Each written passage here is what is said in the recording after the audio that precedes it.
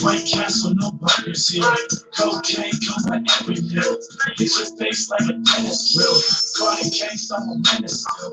Got a gang, we fucking kill. Black market, black merchants. Make it rain, see the pill. Trapping hard on my bitch apartment. Girl, that's a BG. What you know about that young man? Shit, I know a little bit. A little bit. You know a little bit about that young fella there. Just a little bit. How y'all doing, man? Y'all know what it do, man. Brother to brother, my brother Ed Stark. That's Philando by yours truly, Ed Stark, right there. Y'all need to check that out. I was jamming that earlier, causing a disturbance everywhere I go, because y'all know I like to and that Jonah thump. That John thumps. I like it. Yeah, dude. Bang that shit in the car. Yeah. Shit, she looked. I said, yeah. That's what granddad like. So, man, what's been up with you, man? How you been? How was your week, man? Good. Got a lot going on. Right now, we're getting real close to finishing up my recording studio. So basically, my old house had an unfinished basement, right? So we're not talking about like a mic in a closet. Like, we actually built this in an unfinished basement. And I don't live there anymore, but I still have, I still own the property. So we just did some renovations. We've been doing it though for a couple months, and we're gonna be open to the public in probably about a month. We've been having little open houses, getting in touch with all the hip hop people in the area. So I'm excited. Good shit. I like to hear that. Good. So you have some good local talent coming out of Minneapolis under my brother Ed Stark. So good work, man. Good work. So last week, man, I've been sitting on this. I've been stewing on this the whole week. I had stuff to do this weekend, so I told you we had to do this today, and this is a big one too. So I feel like I needed time to sit here and talk about today's topic, because last week you said some shit, right? You said some good shit, and it was mind blowing. At the same time, I felt like it was controversial enough for me to touch that shit, because I like to touch. I don't say shit. Nothing controversial ever. Oh, that was controversial. That was a la LVZ right there. I like that. You didn't just say, because normal people, I don't think it's cool. The most you're going to hear, I don't think it's cool to have white parents if you black. I don't know. That's the most they say. You said it should be illegal. Of course. But that's from the horse's mouth, because that's my life. I lived it. I know that. I dig. And that's why it was such a big thing to me, because I was like, damn. It said from the horse's mouth, hey, I love my parents, but this shit shouldn't be cool. No, this shit should be illegal. No black kid should have to grow up with racist parents. Well, or racist family members. I think what I had said was, we was talking about adoption specifically, right? Because you had that you gave me some. I was telling you about the Kaepernick joint, yeah. Yeah, you gave me some homework, which I ain't do yet, but I'm going to. See, I was trying to watch it with my wife. We ain't had time to sit down and watch it, but I'm gonna get back to you. I'm gonna watch it. Okay, man, you got to watch it, man. Because look, that's why I put Devonte Hart up there. Because look. That's why I put Devon. If you look, the thumbnail to today's video, Devonte Hart and the people, the white women who adopted him, they had him hugging the cops during one of the protests. Then the next thing you know, they drove him and all his family off a cliff. Okay, you're going to have to educate me, because I'm not familiar with this one.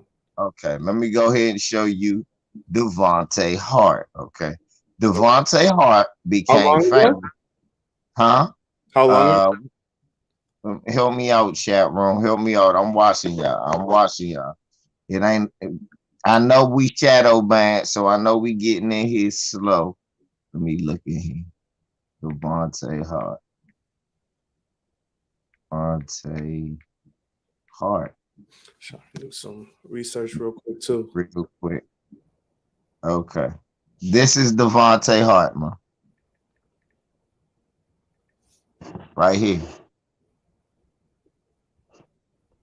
Okay. Remember that picture they showed on TV? This was right after the cops was killing motherfuckers and we were protesting. So they did this photo shot where Oh, this was California. See, maybe that's why I missed it. This is in California. Okay. But that picture I don't think was in California. I think that picture was in Minnesota.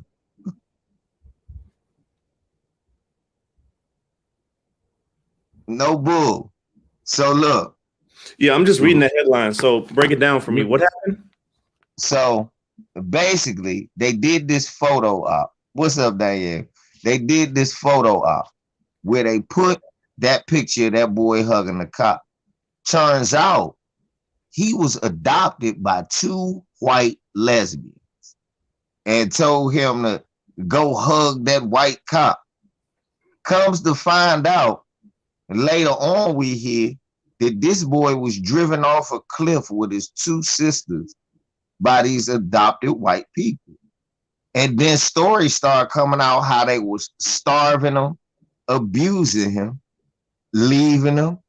Oh, okay, that photo was taken in Portland. Okay, all right.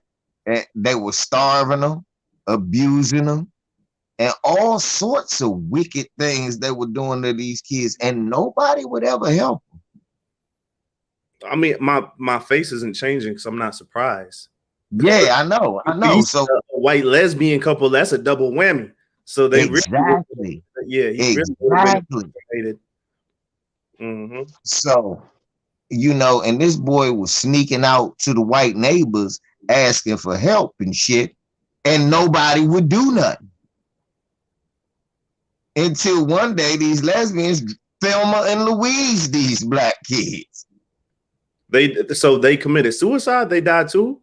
Yes, they put the kids in the car with them and drove them motherfuckers off a cliff. And this is why it gets back to what you said. You can't do that to no black kid raised by a black family. I'm sorry. Like, let me tell you shit that that didn't happen in my neighborhood.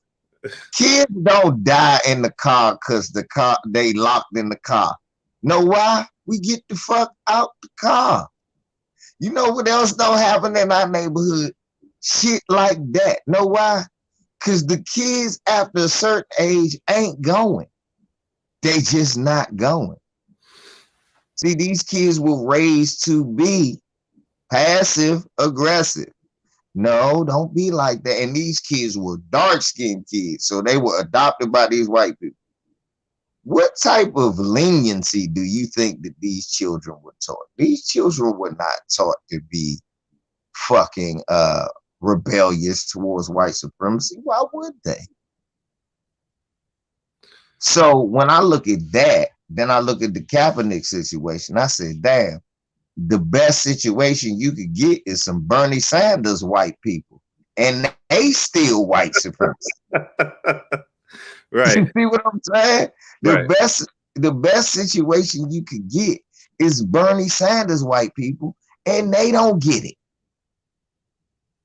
So getting back to what you said, why it should not be legal for white people in this society to be able to raise melanated children.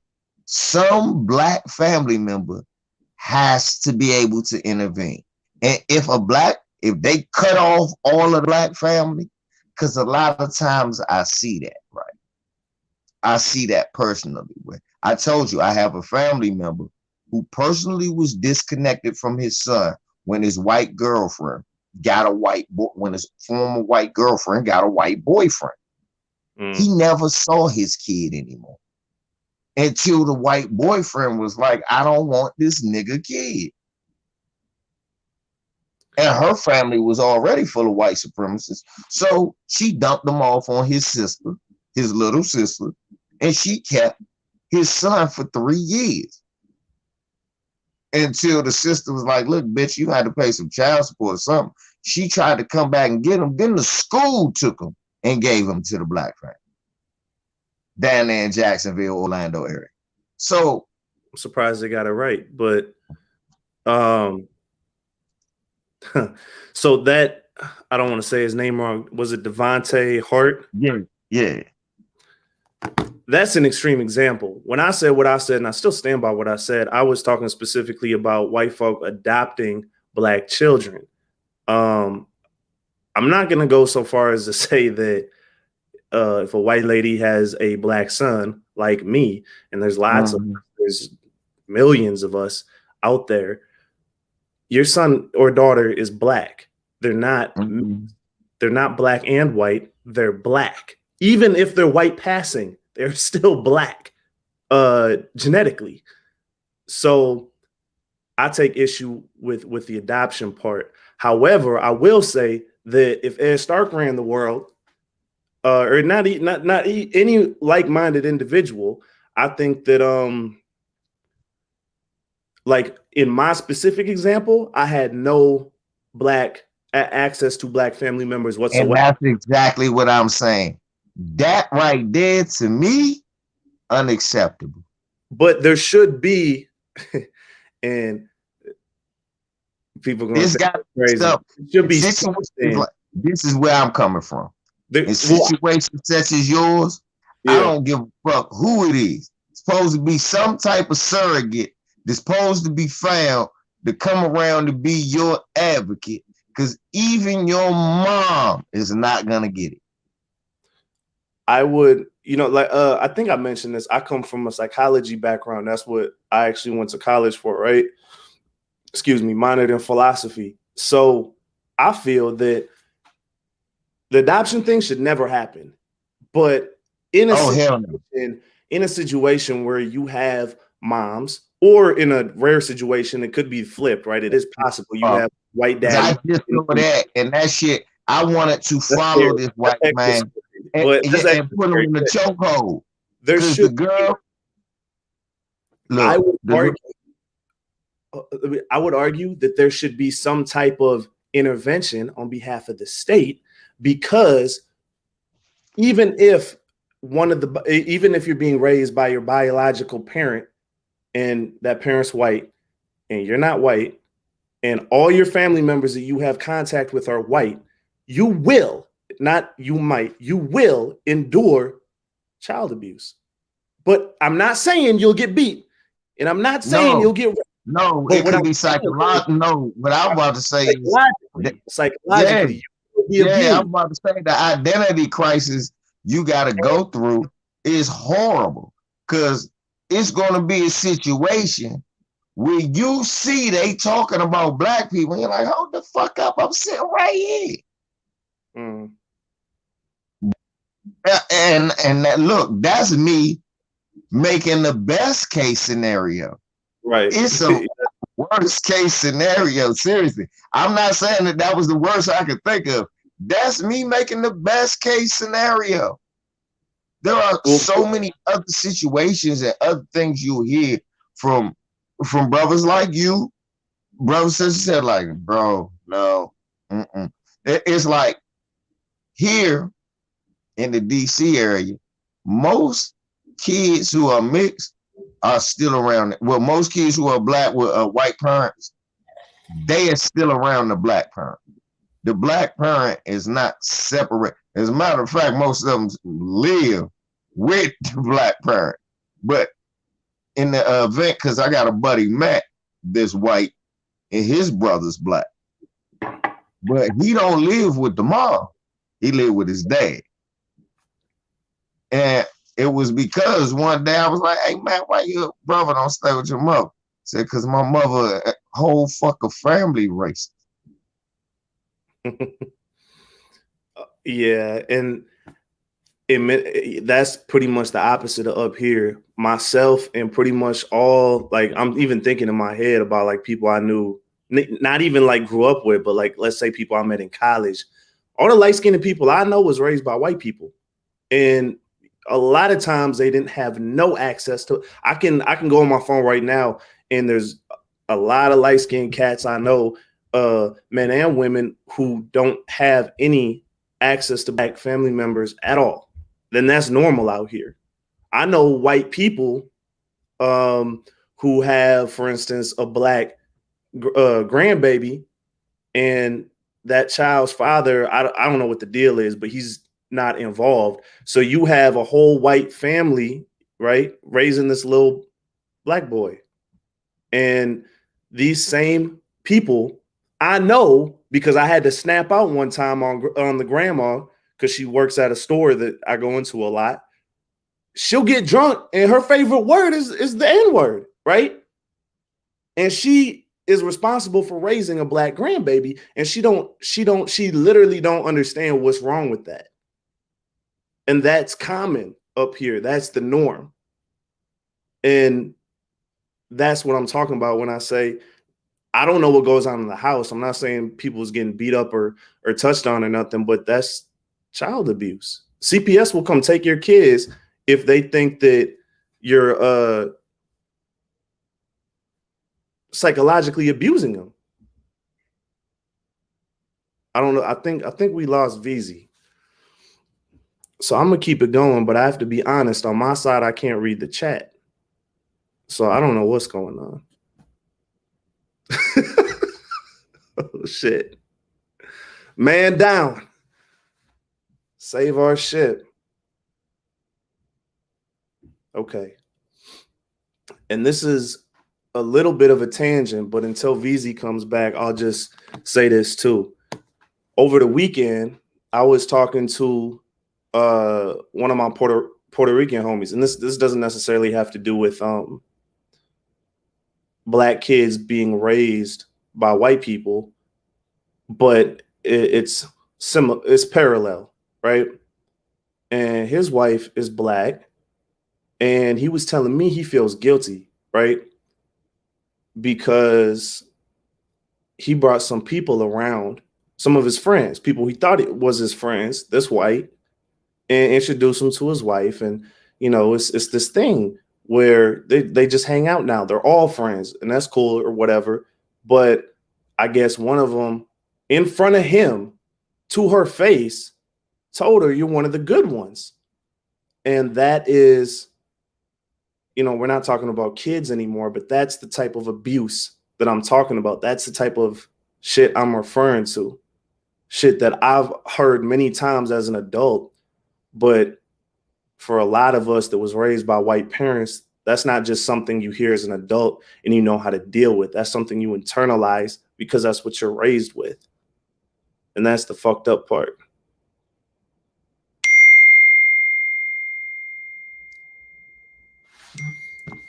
That's my story. I don't know how to get VZ back. I'm gonna text him real quick. 1 second, y'all. Where you at? I really wish I could see the chat. Bad black parents. That's right. Oh, I found it. Miss Danielle, help me get VZ back. I don't know how to get him back. Here you go. I invoked Miss Danielle's name and he come back. Oh, yeah. All right. You see, I know what happened. What happened? We was cooking, right? And that white guy was sitting there. The white guy was hitting, "The Coco Commando is dead. The Coco that's the nickname for me now on the people. The Coco Commando is woke. The Coco Commando is woke. Take the shot." And then they cut my connection. It probably did. Shit. You notorious. I didn't know that shit. I don't even got no Wi-Fi connection. They telling me my Wi-Fi fucked up in here now. I ain't know. My phone had to tell me. I love it though. That's okay. Look, we not going nowhere. We back, y'all. So look, what I was saying was, in a situation where you're a melanated child around that are raised solely in a Caucasian environment, the identity crisis, one, that gotta develop, for me, is unimaginable. Just working around the motherfuckers, we as Black people understand how you have to put a mask on, right? Just working around them. Ain't no HR in the house though. They can really let their head down and say what they want to say. Of course. And I know from being a mover, they can have 4 Black men in their house and forget we in their house. If enough of them around, they'll talk comfortable. Yeah. You had to look at him and say, what the fuck you just say? Oh, no, yeah. No, I throw this couch at your motherfucking ass. You better stop playing. So yeah, just imagine molding a child, right?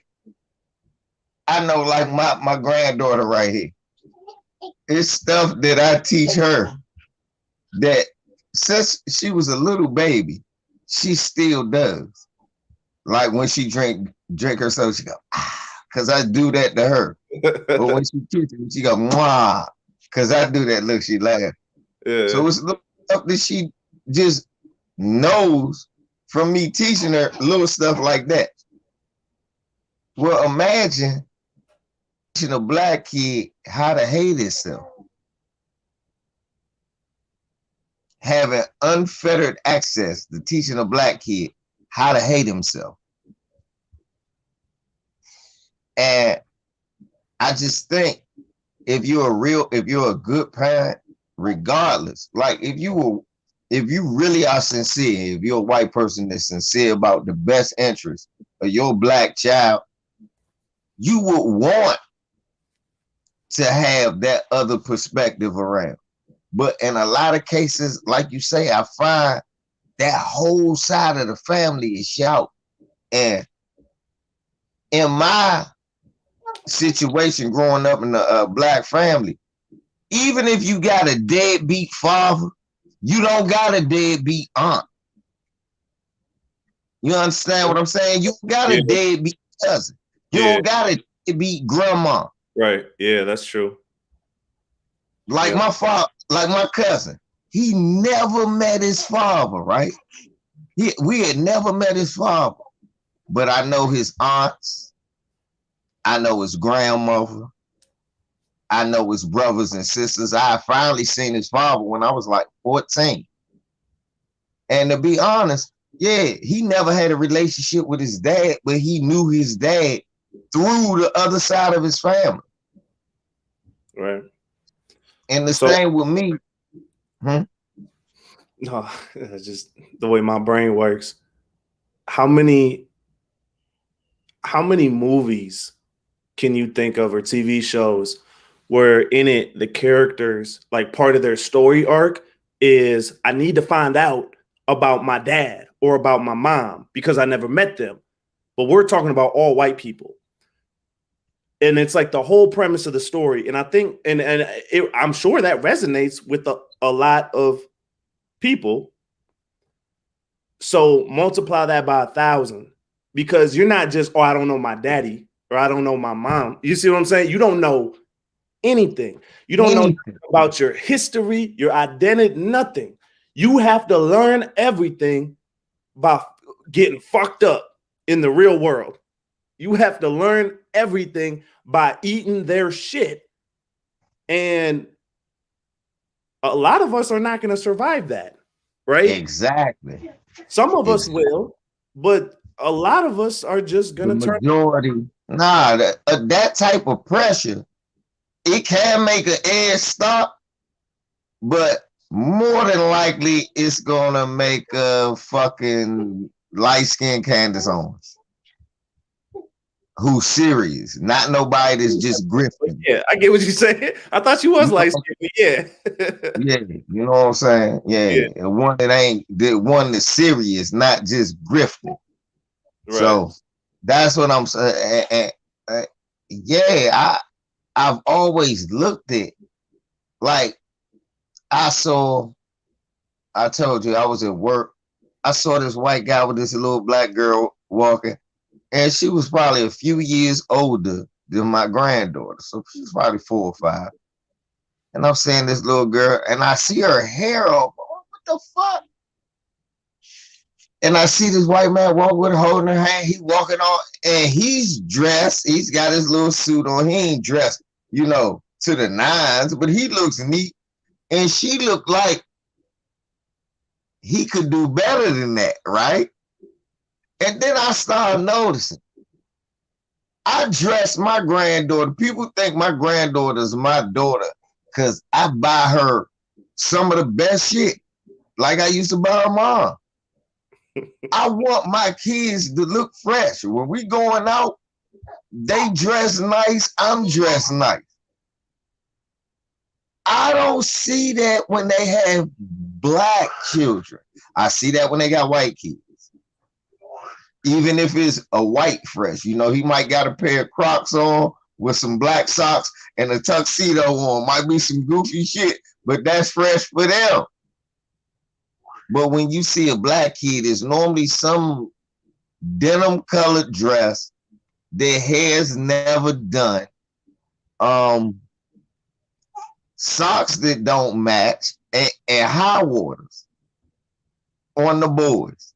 And I always have it like, yeah, nobody black in the family.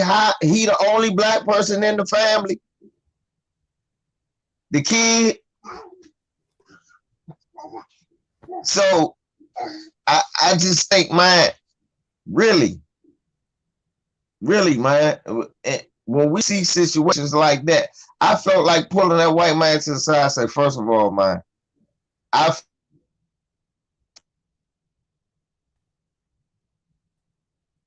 No. They hating. I can't hear you. I can't hear you.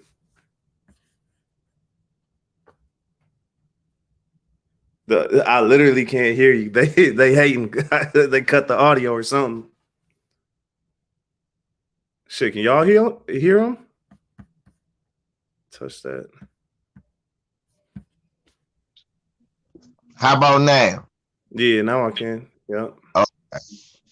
I was saying, I seen this man walking with this little girl. Her hair wasn't done. She looked basically just like he kept her in the basement or some shit. I want to grab this.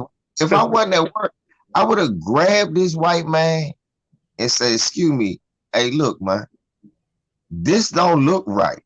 This look like you ready to take the peasant girl somewhere. No, if this your daughter, her hair needs to be done. And this is how you do it. Don't sit up there and try to do no Condoleezza perm on this little girl. Condoleezza. That's oh man, it's so predictable, it's funny. I see it, I be like, yeah. Oh. And I know where to find it. Like, cause I be in certain areas. If I'm in certain areas out here in the Maryland or Virginia area, you'll think you was somewhere close to Minnesota. Why you say that? You'll see the blacks who swirl. You'll see the blacks who swirl. They got out there to get away. What's that mean? Swirl? Swirl. The black men who don't like black people, they only affiliate, and love white folk. So they move away from us. Terry Crews, that type of stuff. It's an area in Maryland, where you could just be around black people and be rich, where the basketball players live at. But then right outside of there, it's an area you can move where you just, it's a safe haven from blacks unless you're rich. Did you see that picture on the internet that's going viral? I never knew this shit. You, Carlton, you know the actor who played Carlton, Fresh Prince. Oh, yeah. That picture of him and his family. It was crazy. No, but did you know Carlton said? Did you know Carlton blamed the black community for his career not booming? What does that mean? Everyone knows who Carlton is. Like, I don't understand that. That's what I said. I was like, the only reason you know is because of the black community. Maybe he said he chose a bad partner, life partner. That's what it is. He chose an economic partner. He chose the wrong one. That's what that was. I'm glad you said that. He tried to blame the fact that he had a white wife is why black people don't fuck with him. I said that's a lie. Black people made you. Okay, that was true. Most people didn't know you was married to a white woman. First of all, I didn't know that until I seen it. Second of all, nobody cared. Look, let me tell you something. You know what movie you will never see? Robin. As in Batman and Robin, you'll never see Robin's movie. I see what you're saying. Just like nobody had never cared about Carlton other than the dance. You the sidekick nigga. What was the joint on in the house? You was Max. You was the sidekick nigga. You will forever be the sidekick nigga. That's it. Don't blame black people because you was the sidekick nigga since a kid. Never mind, black people blew his career up when he was the kid dancing as Michael Jackson in the Pepsi commercial. We made him famous and he got on silver spoons with racist ass Ricky Schroeder. Can you hear me? I hear you. Got on that racist ass Ricky Schroeder. Yeah, I hear you. After that fame, he ended up being Carlton. And black people made the Fresh Prince what it was. So yeah, that's dope. The Fresh Prince is dope, and that's us. That's a us show. That ain't no like blame. Should thank black people for his wealth, right? I assume he's still rich unless he fucked it up. That's what I think the problem is. I think he fucked up the bag. Make clowning them, but it's like clowning you. That has nothing to do with your career. We just clowning you because right. Yeah, right. Nobody. Was you? Who was ever wanting to see a movie with Carlton? I mean, because by that logic, we would hate Urkel too. I don't hate Urkel. Do you hate Urkel? I hate Urkel. I mean, I didn't like Urkel. I ain't gonna lie. I hated Urkel. I wanted to whoop his ass when I was a kid. We were saying, I wanted to beat the shit out this nigga. I was like, man, because I'm going to tell you the problem. What's that? I got a problem with showing smart black boys as fucking nerds. I was one. I wasn't no nerd. The image, seriously, the image of, go sit down. The image of smart little black boys got tarnished by 84, 85, when I was reading on the 10th grade level at like 7 and 8, I was celebrated and other kids was asking me how to read. By Revenge of the Nerds, I fought everybody in the school twice. By the time I graduated, when Family Matters came out and niggas found out I was in tag, I stayed outside on the block 24/7 for no reason. Why? Oh no, I had a home. My father had money, he'd give me shit. No, you're not gonna call me Urkel. You're not gonna call me just because. And yeah, that image it tarnished the reputation of smart black boys. Name me a smart black boy that wasn't a nerd. Smart guy. That was the fucking the twins. Wasn't that the twins, little brother? Taj Mowry. He was a little kid in ninth grade or some shit and was smarter than all the other kids that was in the right grade. Every other black kid was dumb. You can't name a TV show where it was a smart black kid that you respected since Michael fucking Evans.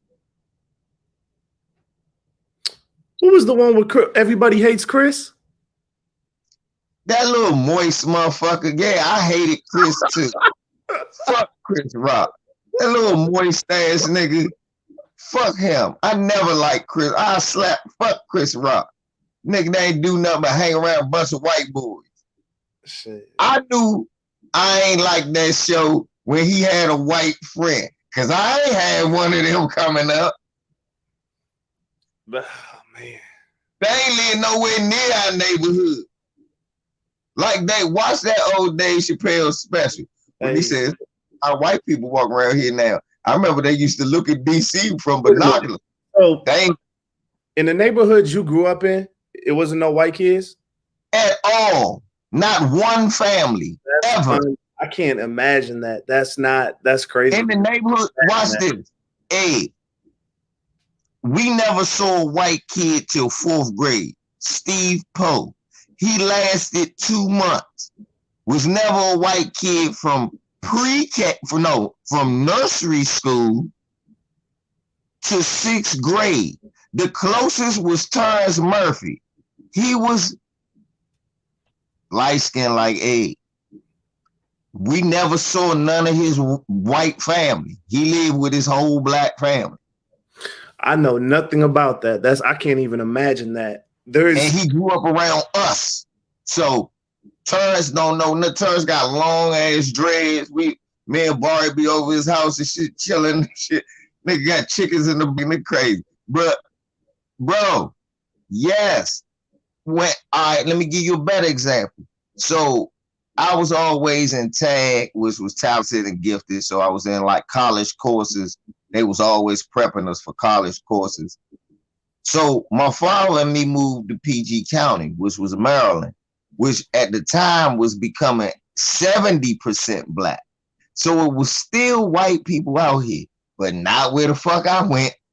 Man, it was the first time I went to school with white people. We still outnumbered them in my class 20-6. Matter of fact, all of them wasn't white. 2 of them was Chinese. And we just counted them. I don't know what that's like. I can't imagine that. Hold up, I ain't finished. I leave PG County, go back to DC schools, where again in Southeast DC, I don't see no white kids again. They don't live in our neighborhoods. They don't go to our schools. Only time we see them is basketball games and field trips. No bullshit. Like, hey, what's good? They go to a school in DC, must be uptown. Seriously. And that was it. So then I go to Suitland out here.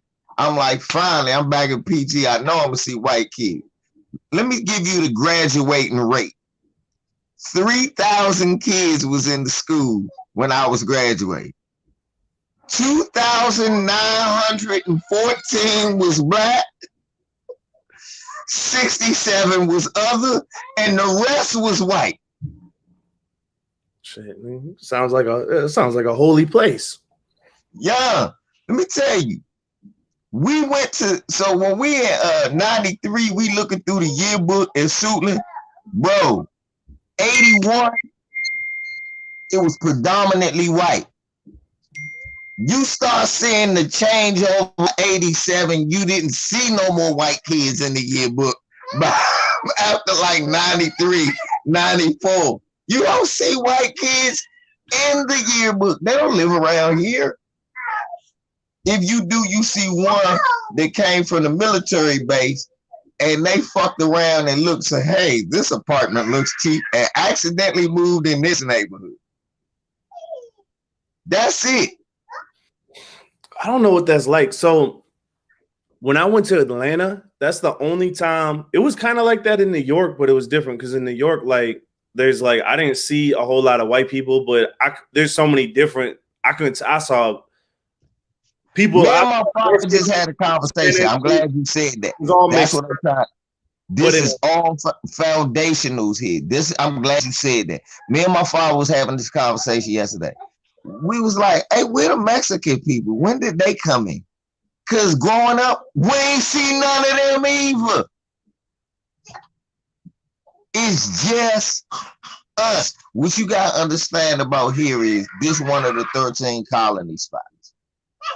So this one of the first places So what you got to understand is some of us foundational Indians was here, and some of us first slaves were here.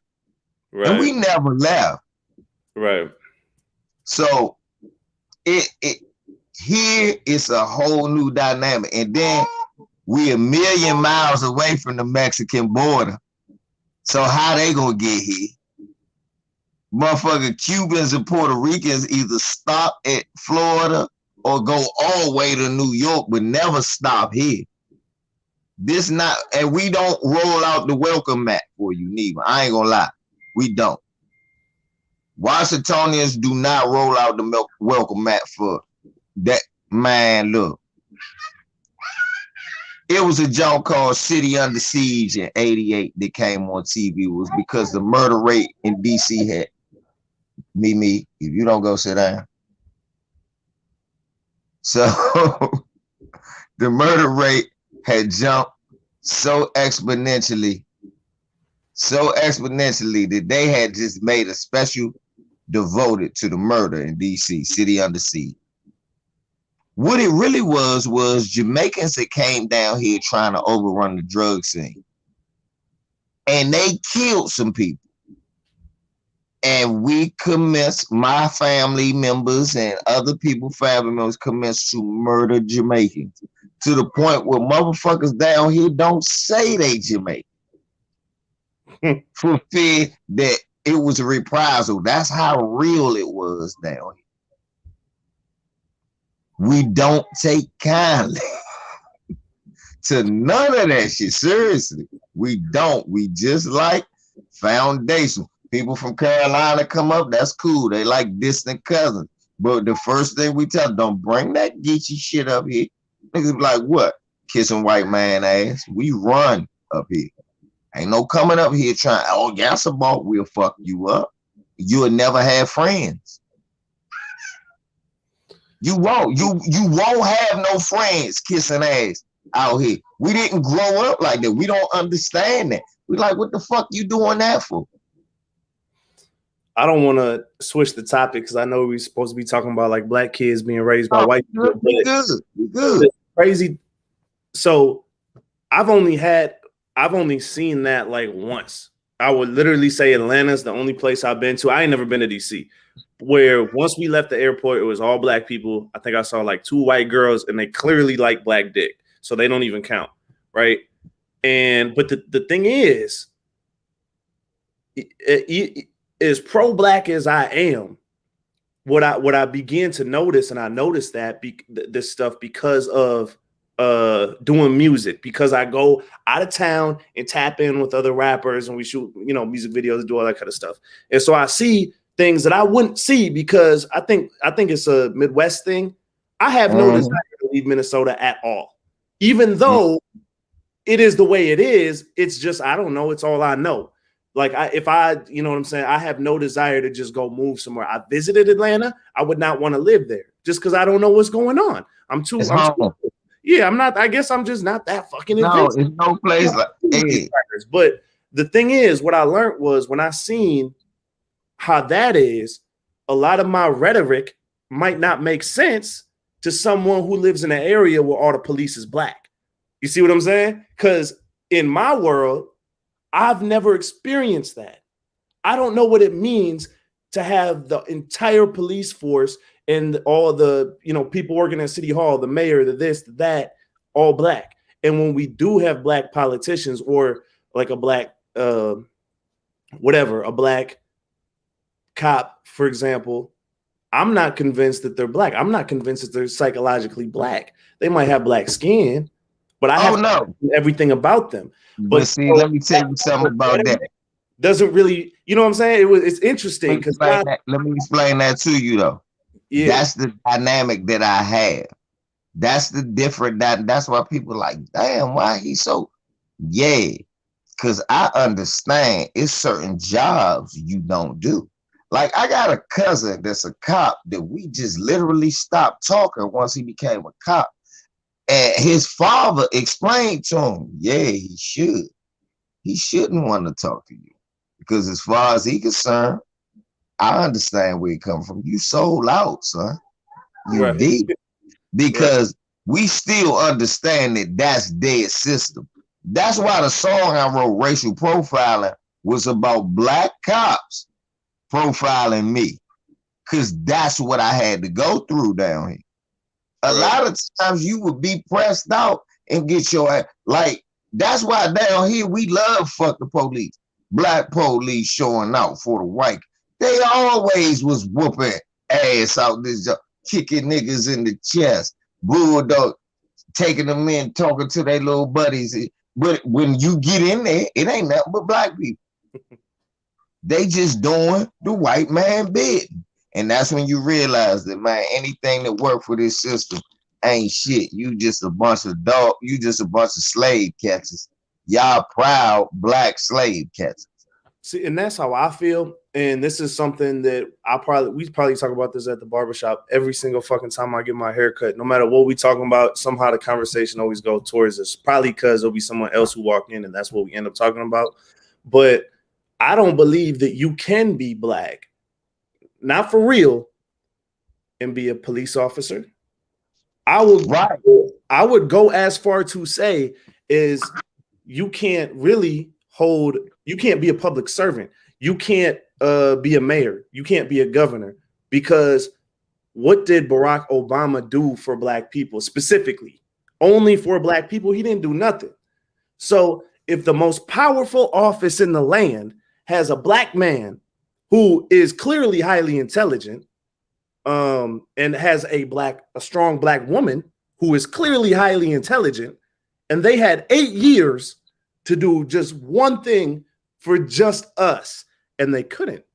And then after he was done, right, he literally can't be the leader no more because he did the maximum amount of time that the system allows to hold that office.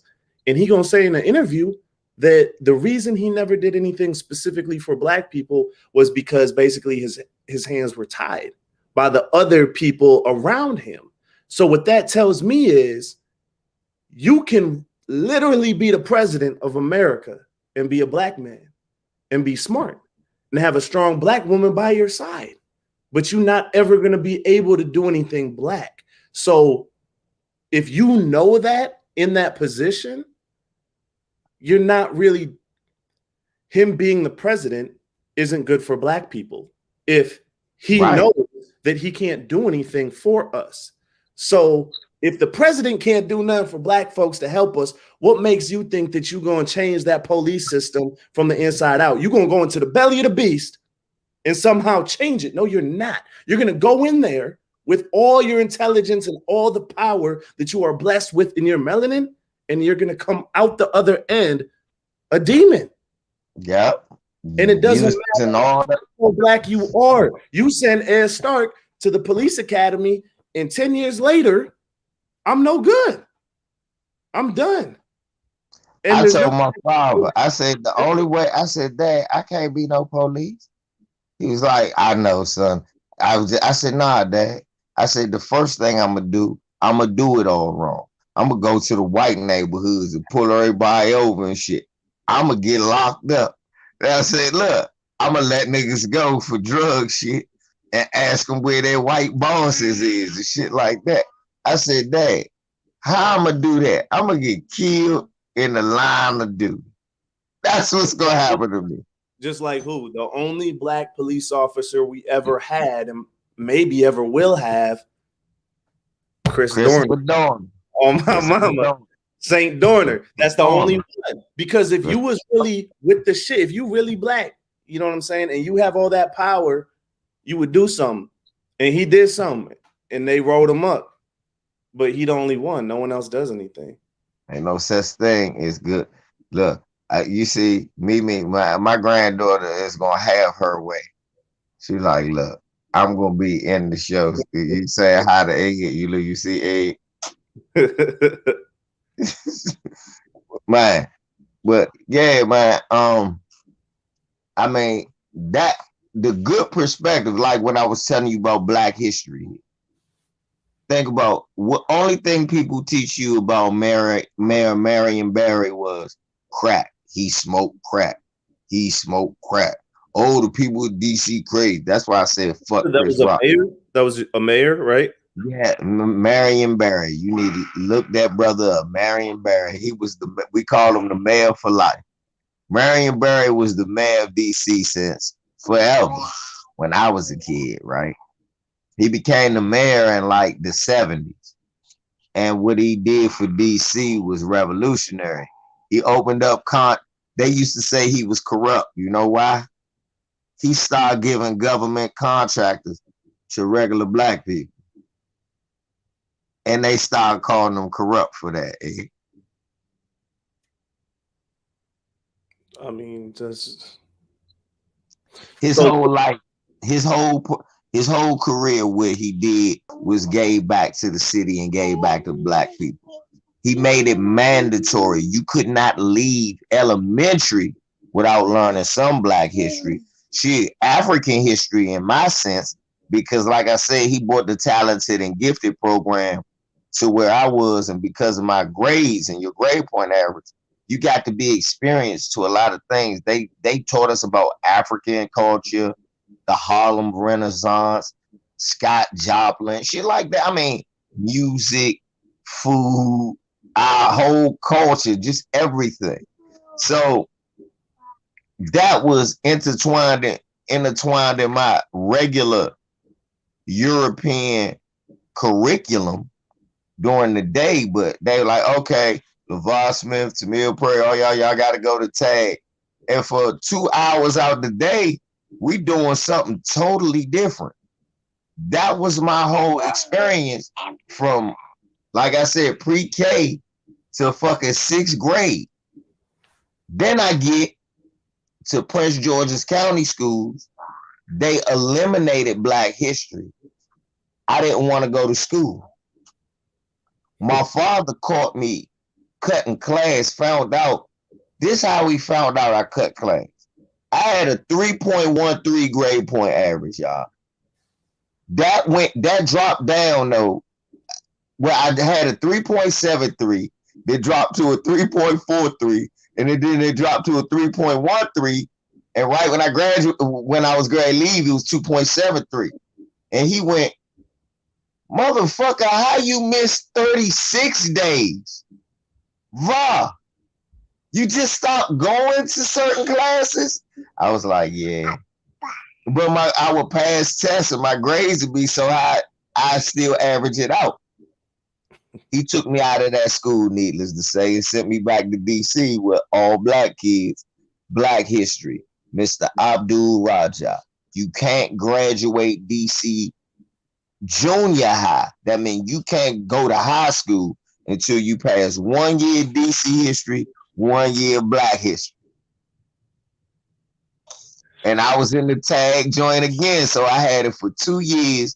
Then I had Concerned Black Men after school, where just men from my school and other people would come in and they'd schedule trips and they'd take us to basketball games and shit like in the evening. I ain't really going to basketball game because my father would take me, but some of them I did go. And they'd take us on little fishing trips and shit when we supposed to be in school. We had all that shit. That's in 8th and 9th grade. So I graduated there. Then I come to Suitland And this, like I said, it turned all black. I had African American history. I had Concerned Black Men, 50 Men Strong, 11th grade, Practical Law, more. We had it. You know what I'm saying? It was too many black kids for us not to know it. So let me ask you this then, because that's pretty much the complete opposite of my life experience. If you didn't have all that, what do you think you'd be like today? I know. That's what I'm explaining. See, that's what I tell people. I would be, this is exactly what I would be. I'd be a dude who saw TV and believed everything they told. And that's I'd be a dude who looked at the internet and believed everything I saw there. I'd be the dude that's on World Star. I'd be the dude that's really thinking that trap rap shit is some real shit you can do and get away with. I think I'd be one of these niggas who be sitting here probably one of the Madden Kings. I thank God for my father and where I was. And that's what I tell people. Will put me in a position to do the stuff that I do and say the things that I say. I was grown since a little kid to be here. You see what I'm saying? And I know what you asked me, and what I'm saying is the truth, is because I strayed off course when I was in my teens. Because again, like I said, the Urkel image, it irked me. So I went above and beyond what I needed to do. Whereas I was more focused on going to school. I was like, oh, nah, y'all think it's sweet? Let me show you what I can really do. Let me show you why a smart nigga on the streets probably ain't a good thing for y'all. And that shit, you know, but I had my family still out in the streets like, nah, this is not what we want you to do. So I always had that sense of encouragement, whether it was from older black men or school with black men or black women, like no Lavada telling me about my mom, shit like that. That's why I know the encouragement of your family. My aunts, my uncles, always did. My uncles teaching me basketball, teaching me how to play basketball. My other uncles had me with the boxing gym. My other uncles teaching me how to play baseball. So I know, that's what I'm saying. I can't fathom a situation where a black family member don't step in. Bernie Mac ain't the only guy who stepped in when his family was in trouble. I know what it's like to have crackhead family members and their kids, my little cousins, out on the Skid Row. And we gotta have family meetings. And my mom dead, so I'm out the discussion, but they allow me to hear it because I'm mature enough, and they ask me what I think. Seriously. So I done seen these people sit there, no, she gonna have to stay with us until she get off this shit. We're gonna have to get her through this, and we're gonna have to do it. I've seen it. So when I see, it's not a coincidence, I see all of these black children who so happen to have white parents, and they all say, I don't know none of my black family. Not none of them. Not just I don't know my dad. I don't know his mom, his father, his auntie. I mean, if he got sisters, if he got brothers, if he got cousins, I don't know shit. Okay. To tell me none of them motherfuckers care, that's bullshit. I don't know black families that act like that. It's something going on. It's something going on. That's what I'm saying. I don't believe in coincidence. Everybody don't have the black girl who said Black Lives Matter on Twitter, and her white supremacist mom got mad at her, cut her off, stopped paying her college tuition, told her how her grandfather, she did all of them. So Shorty comes on African Diaspora Channel back when it was the Advise show. And people did get, and she started talking. And she started saying how she didn't know her father. She didn't know none of her father's side of the family. She never grew up with him. She just started saying what was going on, and it just opened her eyes. Once that happened, her mother started blasting her, telling her how she, there you go with y'all. Okay. And then go ahead and give her one of the fruit strip.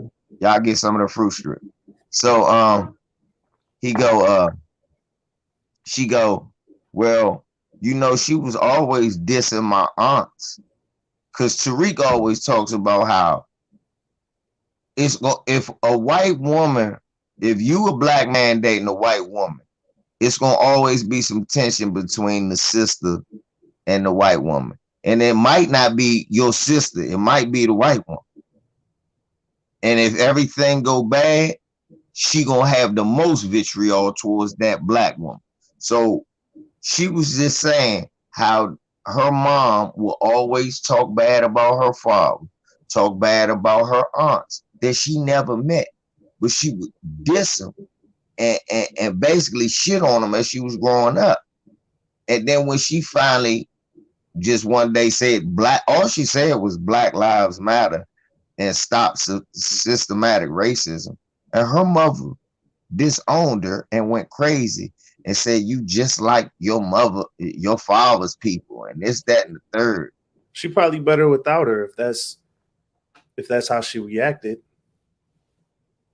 Oh, definitely. That's what we were telling her. We was like, you probably better without your mom. Well, I mean, we would hate to be the people that tell you to disassociate with your mother. But if your mother has that sort of vitriol because you're black, the best thing for you is to let that shit go. And when I saw that, I never thought that was part. Let me tell you something. You know, you don't have a black mom. You know, though, black men and their mothers. Mm-hmm. Do you know? I'm gonna tell you why that is.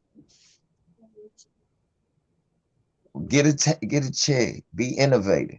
You in tag. Think about it. Challenge your kids. Going out there with your uncle. So, all right, this is what I say. But as a kid not having a black mother, if mine died, I know one thing from what I seen from my aunts. I don't give a fuck what you do.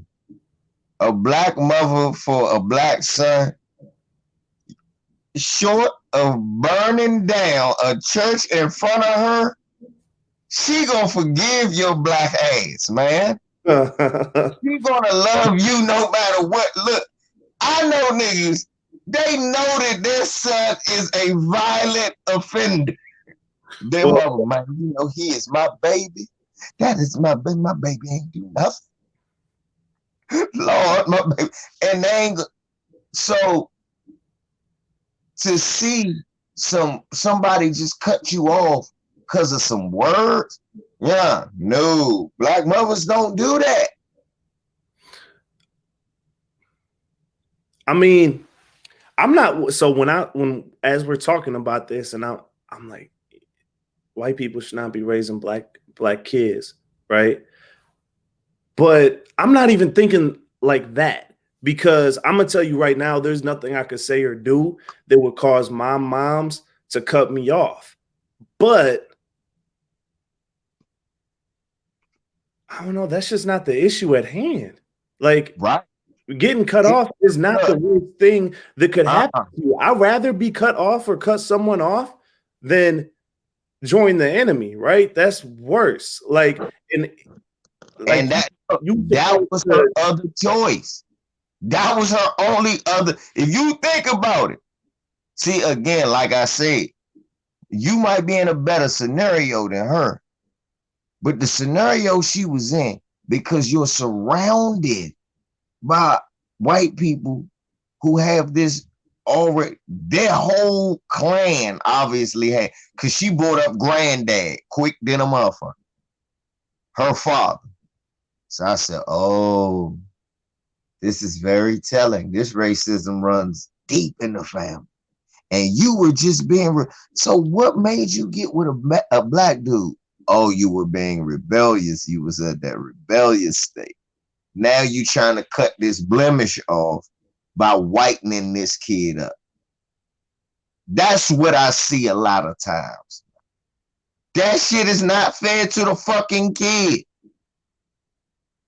I see that a lot of times, man. I see where it's like, okay, I had this rebellious wild side and I got with this black dude. I had to grab a hold of the soul pole. But now I gotta denounce the soul pole. And the way I can't do it because I got this little melanated kid. That's what I'm gonna do. War, right? That's a prisoner of war. So like just like I was talking about before, I know this white couple, this white family to work at the store, and they raise their little black grandbaby boy because they daughters who are white, they just young and stupid, they can't whatever. So they ugly racist. I mean, not like the pretty racist that don't say it to your face and say it behind your back. They say it to your face, right? That's a prisoner of war. That's slavery. That's what I'm saying. That's because you're indoctrinating those kids, right? Right. But see, what we forgetting is that, all right, we thinking that somehow, when I say we, I think, because I never blame, the children are just a product of a flawed parent. That's how I look at it. Because look at the black parent is going, man, why would you be that irresponsible? You already know. That's the only way I can look at it. You have to be more responsible as the black parent in that relationship. I'm harder on the black parent because the kid got to grow up living with this decision that you made and all of the ramifications. And you might not be there and you don't even stick around to help them through this or guide them through this. And a lot of times you're not allowed to stick around. But you should have known that. You don't win in court against black women sometimes. Why would you try against a white woman? You're not gonna. Look, this is my thing. Okay. As a black man, you understand what you're gonna go through. And if you choose to be with a white woman, y'all have kids, your sole job is to protect that kid as a black man. Whether it's a girl or boy, your job as a black man, you gotta protect this kid. Because now you might put your kid in a predicament where, like you say, he's a prisoner of fucking war. You're supposed to know that, though. That's not a new predicament for them. See, a lot of times we like to trick ourselves into thinking, see, yeah, they love black people because I'm here. No, motherfucker. No, they this thing from the truth. Right, but black people, now let me tell you some shit about the mindset of some black people. They want to be accepted by white. It's some motherfucking people out here that would love to be Ed Stark. I'm trying to tell you. Because they would love to have your childhood. Because what they would have did was grew up and be the biggest fucking coon they could and have all the white people like them so that they can say, I'm always around white people and I don't see racism. It's some people who would love that. Trust me. Yeah, but that's terrible. Those people, that's terrible.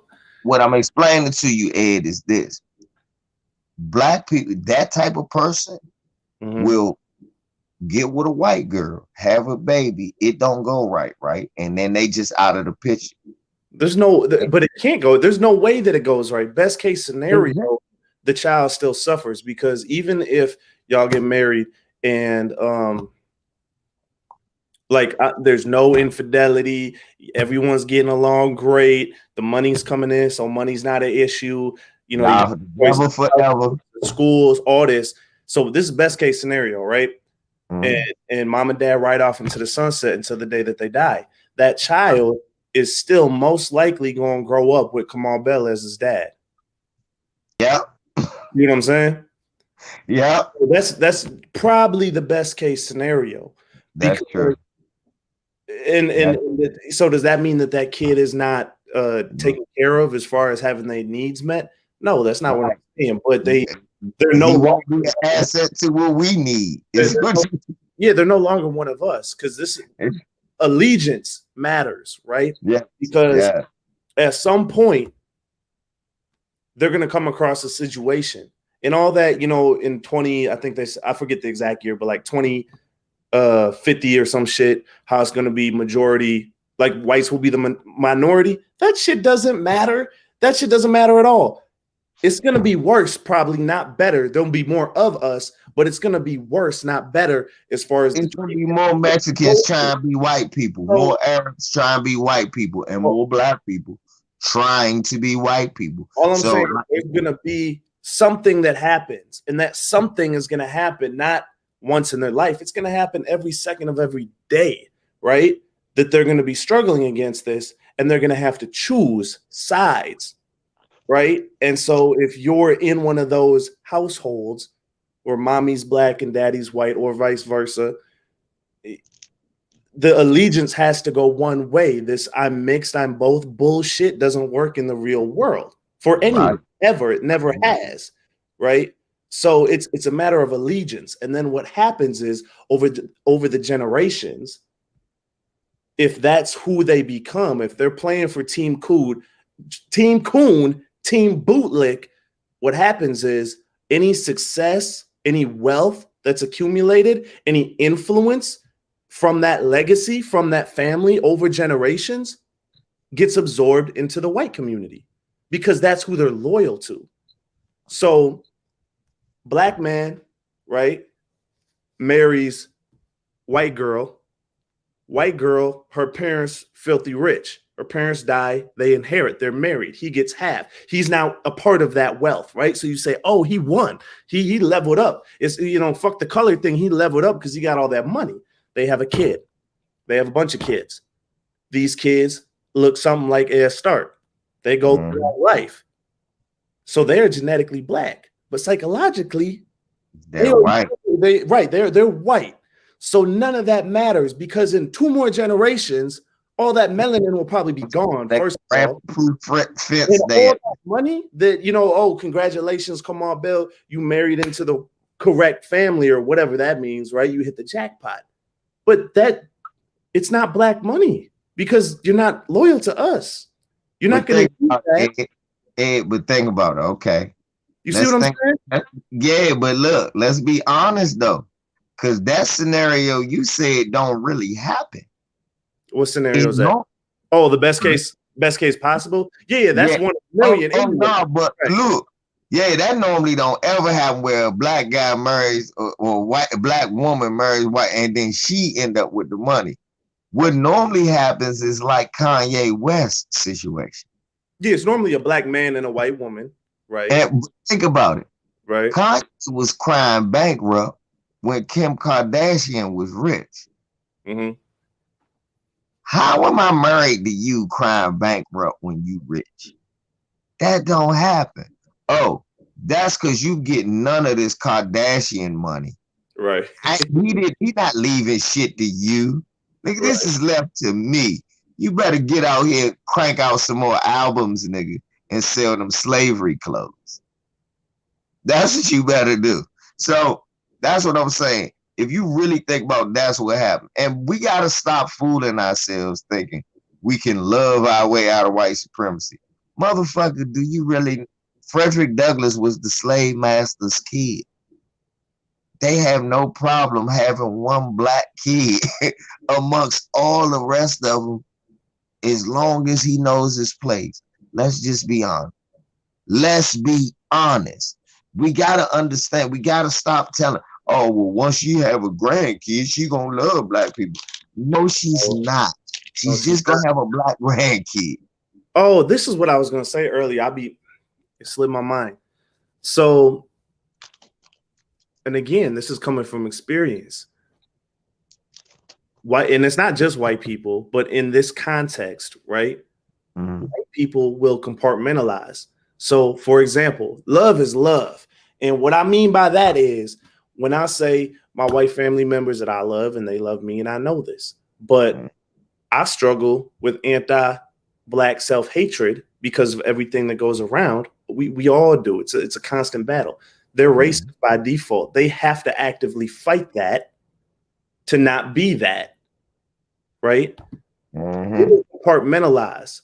So in that white person's mind, when they look at that Black person that's like the token, the one that lives in the house, the one, that Black grandbaby or whatever the case is, they're not Black in their eyes. Thank you. Good ones, right? That's our N-word, right? Yes. So you're reduced to a commodity. You're reduced to being subhuman. It's not about, I'm not racist because my wife or my husband or my kid is this. That has nothing to do with anything. If I were to ask you a question, fuck the race shit, like, is it possible to hate yourself? Of course. Yeah. But it's impossible to hate Black people because you procreated with one? Come on, man. That don't make any sense. That's just like you think them Nazi motherfuckers on the plantation was, you know what I'm saying? All them babies they made, all that rape, right? Right. I truly think it was probably a lot of Nazis that loved Black women. And I don't mean love like they just loved her body. I mean, they probably, because once they had the body, I'm sure the love was real. But that didn't cancel out the hate. That didn't cancel out the fear and ignorance. It just added something next to the love, right? Or they compartmentalize. Because this is something, again, that I've learned from experience, and I'm sure everybody can relate. You ever get in trouble back in the day, or someone else got in trouble? Let's say someone else got in trouble. A lot of trouble. Looking for him. Word is, Lil Ray cut somebody up real bad. Police is looking for him. Lil Ray gets home. Auntie and uncle's like, nigga, where the fuck you been at? The police was just here. Police looking for you, yeah. Looking for you. We let them in. We let them look around because we knew you wasn't home. But where the fuck, what the fuck's going on? You know what I'm saying? They not gonna ask Ray, did he do it? No. They're not gonna ask that. They will never ask that. They're not gonna ask that before, during, or after because they don't give a fuck. Because they love him. They don't give a fuck if he cut someone's head off. They love him, and they're not going to throw him away. It doesn't matter what evil he did. They love him. And that can still be said of a white parent who has a Black child. But again, that's not what the fuck we're talking about when we talk about racism. That's not what we're talking about when we talk about white supremacy, right? But a lot of white people, and Black people for that matter, seem to think that if that love is genuine, right? If auntie and uncle is not asking Ray whether he did the shit or not, because they don't care, and they're about to break every piggy bank for the lawyer to make sure he don't, go to jail, go to all that. They don't know whether they're not gonna ask that. That doesn't mean they're not racist. No, it just means that they love you. It just means it means they love you. Hey, they might go outside and you know what I'm saying? You know what I custom that to? Because your best friend has Skittles in his pocket. It has fuck it up. You know what I custom that to? I custom that to this. Me and my brother used to have this saying when we go in the houses. Because my brother used to work Comcast, and of course I would work a movie. I hate going to people's houses with dogs who comfortable with their dogs, let dogs just run. I'm like, hey man, I'm gonna punch this shit, I'm gonna stab this, get it away from me. Right. Like, well, I said, nah. No, well, he's nice. I said to you, you feed him every day. Right. And they looked at me. Like, what the fuck you mean? No, this is a dog. He's still going, he is, you train him, you bought him to eat and bite and bark at and hurt strangers. I am a stranger. You just opened the door. That's all the fuck you did. Get that mother. You didn't tell him, hey, the movers are coming. I don't need you to act up. And if you did, he still didn't understand. You feed him every day. Of course he's nice to you, So of course he think you nice. Same way.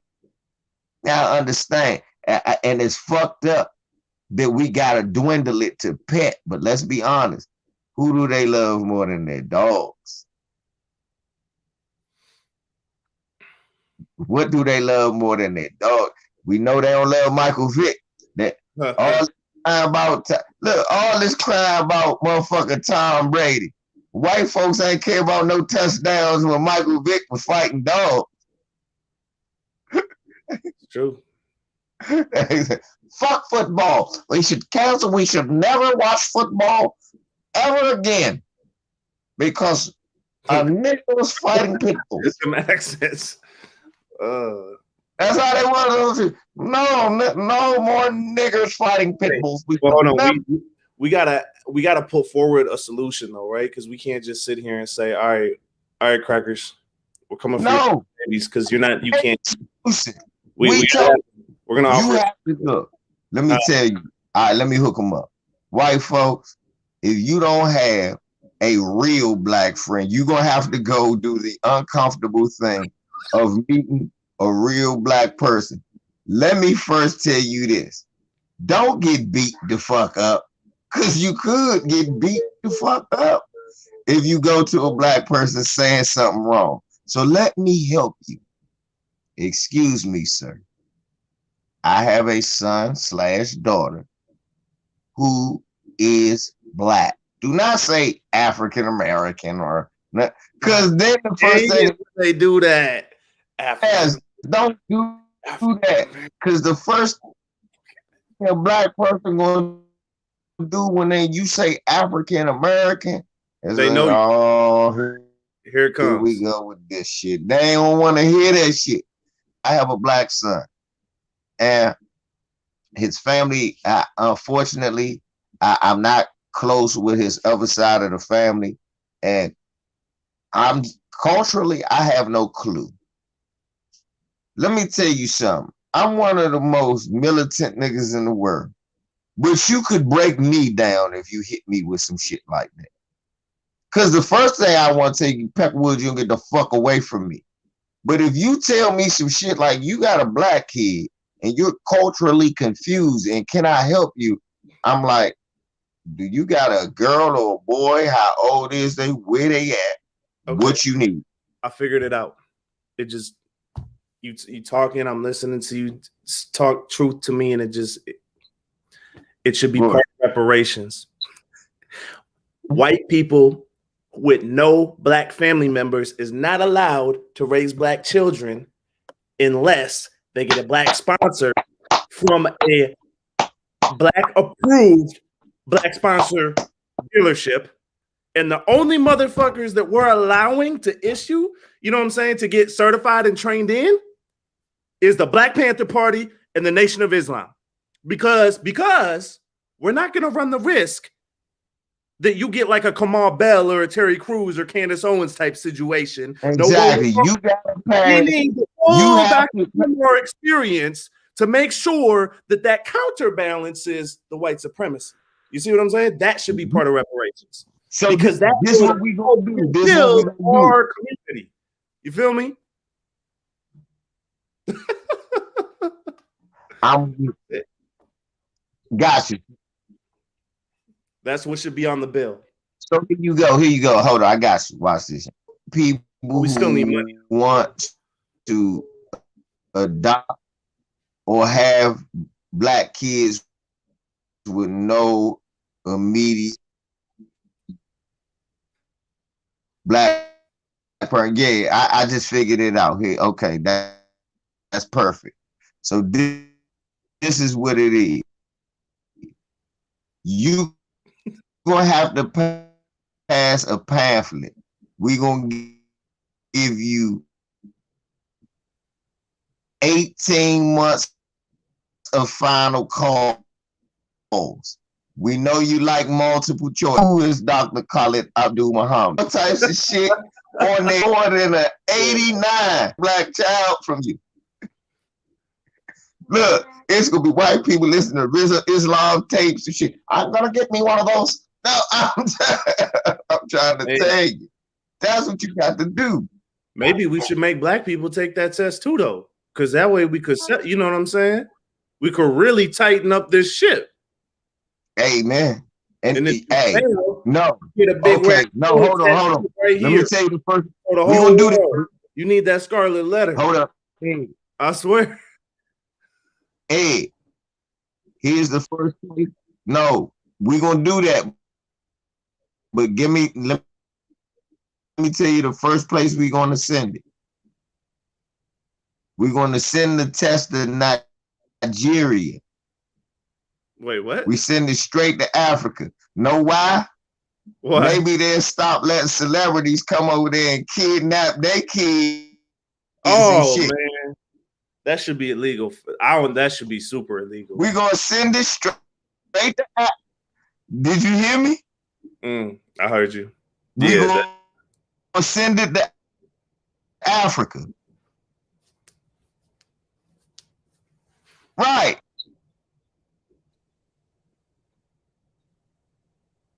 Yeah, right. See, that's exactly how we gonna do it. That's what we gonna do. It's chopping up your audio. Man, it's about an hour and 30 minutes we've been on here, man. I appreciate you chopping it up with me. I know you got some new shit coming. I want y'all. Yeah, I see it skipping on, but fuck them. We gonna shut down the sec. Ed. Just mute.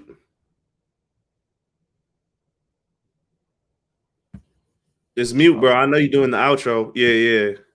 There you go.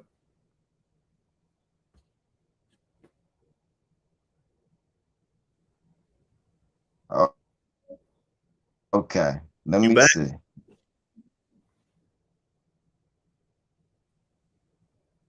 They saying it's your internet, cuz they say your internet ain't shit.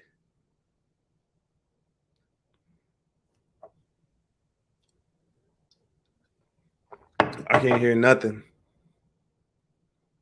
Shit, we out until next week. I'm trying to be YouTube. YouTube fucking up.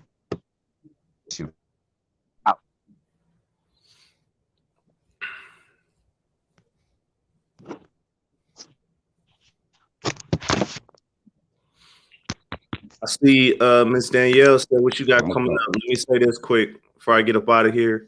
I did just post a new song I got on my channel. Go check it out. Leave a comment. Leave me some feedback. Let me know if you fucking with it. It's a little controversial, so it's perfect. It's perfect. You hear, VZ?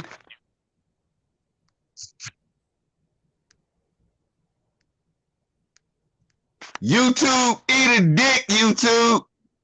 Can you hear me now? YouTube, eat a dick. Fuck you, YouTube. Fuck you, Packer Woods. EDD STARK, LVZ, man. DC to St. Paul. Eat a dick, YouTube. Motherfuckers.